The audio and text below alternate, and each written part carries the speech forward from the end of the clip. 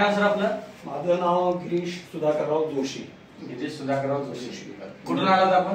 मूळचा शिंदेवाही, जिल्हा चंद्रपूर. चंद्रपूर जिल्हा. तुम्हाला काय व्याधी होती म्हणून आपल्याकडून तुम्ही अँटॉक्स DNT घेतलं होतं? साधारणतः एक 4 वर्षापासून मला शुगरचा त्रास होता. शुगरसाठी. आणि त्याच्यानंतर इटफॉर्मिननी माझी ते शुगर कंट्रोल करायचे प्रयत्न सुरू झाले. म्हणजे गोळ्या डॉक्टरांनी चालू केल्या इटफॉर्मिन पासून. इटफॉर्मिनचं मग नंतर ओझोमेट G1 आपण वाढवून त्याच्यानी हे नाही झाल्यानंतर ओझोमेट G2 झाली.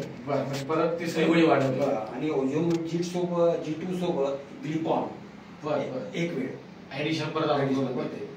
म्हणजे जवळजवळ 4 गोळ्या चालू होत्या. त्यांच्या कंटिन्यू सुरू झाल्या त्या. आता ह्या गोळ्या खाऊन पण तुमची शुगर किती आता झाली होती? गोळ्या खाऊन देखील माझे त्यावेळेस 340 वगैरे असं जायचं. 350 पर्यंत तुमची शुगर जेवणानंतर होती.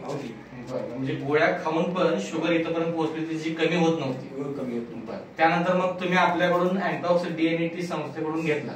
दोन्ही सुरू केले. आता हे DNT चालू करून किती दिवस झाले? आता साधारणतः 2.5 महिने झाले. 2.5 महिने झाले.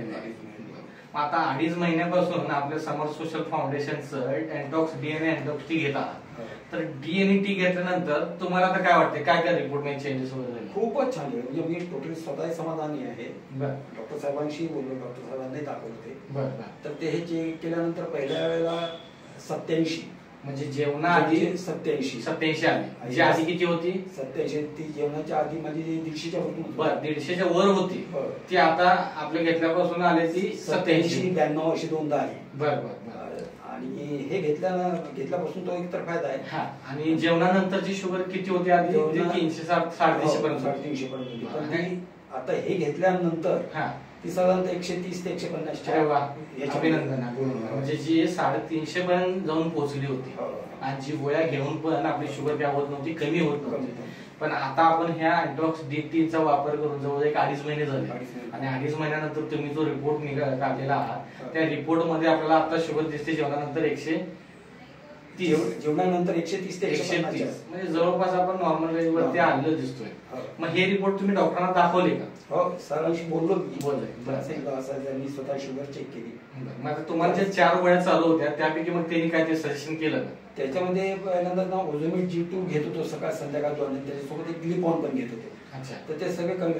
ओझोमेट G2 जे आहे त्याच्यातली अर्धीच गोळी घ्यायला सांगितली. म्हणजे ज्या 4 गोळ्या चालू होत्या त्यातल्या जवळजवळ 3.5 गोळ्या कमी केल्या. आता फक्त अर्धी गोळी दिवसातून एकदा घ्यावी लागते होती. ती पण कमी केली त्यांनी. त्याच्यानंतर आता त्यांनी हे मेटफॉर्मिनची एक गोळी साधी ती फक्त एक गोळी आता फक्त चालू ठेवली. बरोबर. म्हणजे डॉक्टरांच्या सजेशन नुसार आपल्या झालेल्या ह्या चेंजेस नंतर डॉक्टरांनी 3 गोळ्या कमी केलेल्या. मग एकंदरीत तुम्ही आपल्या अँटॉक्स DNT वापरताय तर ह्या आपल्या समर सोशल फाउंडेशनच्या मधुमेह अभियानासाठी तुम्ही समाधानी आहात का? 100% समाधानी. म्हणजे मला खरंच आनंद वाटला तेव्हा की ज्या गोष्टी होणार नाही असं सांगत होते पण ह्याच्यामध्ये आज 2 महिने 2.5 महिन्यातच तुम्हाला इतके मोठे बदल जाणवत आहे. तर ही व्हिडिओ आपण अनेक ग्रुपवरती अनेक लोकांपर्यंत पोहोचवली तर तुमची काही अडचण नाही. तर कारण आपल्यासारखे असे अनेक लोक याच्यामध्ये ग्रस्त आहेत. तर आपला जर याचा व्हिडिओ जर अनेक लोकांपर्यंत पोहोचला तर त्यांनाही त्याचा. तर तुमच्या लोकांना काय सांगा? मी स्वतः बऱ्याच लोकांना याचं सजेशन देत आहे. हे घ्या. माझ्या भावांना पण दिलंय काही.